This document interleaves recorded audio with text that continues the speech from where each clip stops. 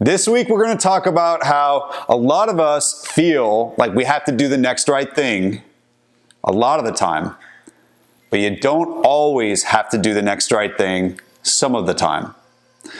And for anyone that's new, my name is Brody-Waite, and I'm the founder of the Mask Free Movement. And every week I bring a video like this, a teaching on how to live and lead mask free. So if you haven't already, make sure that you subscribe so that you can get this video every week. And if it makes a difference for you in any way, an impact mentally, if you do something different out in the world, or you just relate to what I share, please let me know through social media so that we can continue to make content that resonates and so that everybody else can see the impact that living and leading mask free has.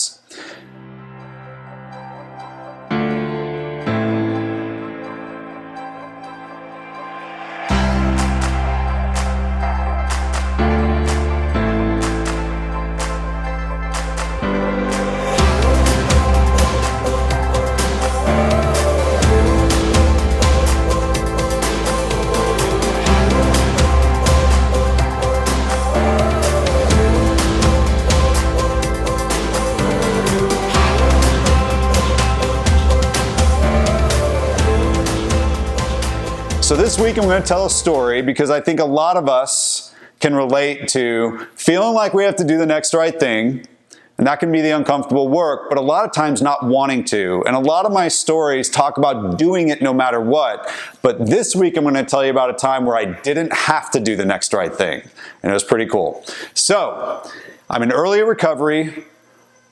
I have about 2 years clean, and I've gone from a homeless drug addict to having a stable job, and one of my dreams comes true. I'm able to buy a townhouse. I go from being a homeless drug addict to a homeowner, and it was amazing. And this townhouse came with a little backyard, and I would work a lot. And so I spent a lot of my time in my house working or at the office working, and I spent almost no time in the backyard. And so the problem was the weeds and the grass started to grow. And a couple months later, I found myself in my home with a friend over who's asking, what's up with the weeds and the grass in your backyard that are as tall as people? Literally, the weeds were coming up to eye level in my backyard. It went from a tiny backyard to a forest, basically. And I hadn't done anything about it. He's like, when are you going to do something about that? And I was like, well, I haven't really focused on it. So, call a lawns care company. They come over, they bring all this equipment for like a 10 by 10 patch of a backyard with all these crazy weeds growing in it. And they start cutting the grass. And as I'm looking out into the backyard, I start seeing all these bugs start to jump out of the grass all over the place as they're cutting the grass. So they cut all the grass, all these insects go everywhere. I feel a lot better, my backyard's better. And then my neighbor comes out of his backyard. And he comes over to my house and he knocks on my door furiously because we shared a fence and all these insects had been going into his backyard. And when I opened the door, this man was so scared. Apparently he didn't understand that crickets don't pose any mortal danger to humans. And he thought that all of these insects in his backyard were going to hurt his children. And he was scared, terrified, and so angry. He'd been upset about the large grass, and now he's upset about all these insects in his backyard, which I was just completely baffled by, and I didn't know what to do. But at the same time, I knew that I was kind of responsible for what he was going through, and I remember I called my sponsor to tell him what was happening, and I expected him to be like, oh, the guy just doesn't understand that crickets don't kill people. And instead he said, Mike, that grass was your responsibility. And the fear happening for his family is your responsibility. And you're not necessarily, you can't control how he interprets 1,000 flying insects coming into his backyard, but you can control what you do about it to make amends.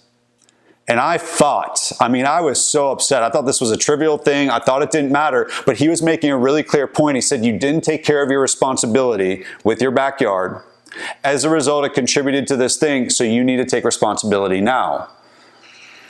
Now, at this point in my recovery, I'd learned that when I end up in this back and forth with my sponsor fighting on what the next right thing is and whether I need to do it, I usually end up having to do it. So I was like, you know what, Chuck? Okay, I'm going to do it. Tell me what I need to do to make amends. He said, you need to walk over to his front door, knock on it, apologize, and offer to mow his grass for the next 2 months, every week. I was like, dude, over crickets? I don't even own a lawnmower. I need to go get a lawnmower now? He's like, dude, that's what you need to do. And so, after fighting him, I became willing to do the next right thing, to do the uncomfortable work. And I walked over there, I knocked on the door, and I told the man what I was willing to do. And he said, I appreciate you taking ownership. I appreciate your apology, but it's not necessary that you cut my grass. And I was like, no, like seriously, I'll do it. And he was like, no, you don't have to do it. The apology's good enough. I didn't really have a problem apologizing. I've been finding my sponsor because what I didn't want to do was the next right thing, the uncomfortable work. I didn't want to cut the guy's grass for 2 months over some crickets. And what I learned was sometimes just being willing to do the next right thing is enough, and we don't always have to do it. So, as you think about your life, I don't know if you have a really big grass growing in your backyard, probably not, or a cricket problem or a neighbor that's upset about it, but we all have things in our life where we have to do the next right thing. And what I would encourage you to think about, whether it's something you're dealing with right now or in the future, sometimes just being willing to do the next right thing and do the uncomfortable work doesn't mean you actually have to go do it. But there's an incredible amount of freedom in just having the willingness. And it requires the 3 principles and having a sponsor or someone else that you trust to be able to show you what your part is and what the next right thing is. So, if you got anything out of this story, if you just happen to love crickets and grass and backyards, or if this made an impact for you in any way, please engage with me on social media. Follow our social accounts. We are putting out mask-free content every week, every day, and the goal is to surround you with mask-free content in the social media realm where you have nothing but masked content all over the place. It's also a great place where you can ask me questions, and I can answer those questions through these weekly videos. If you ask a question, it might be the topic of our next weekly video. Also, if you are looking for resources to live and lead mask-free, please visit my website, MICHAELBRODYWAITE.com.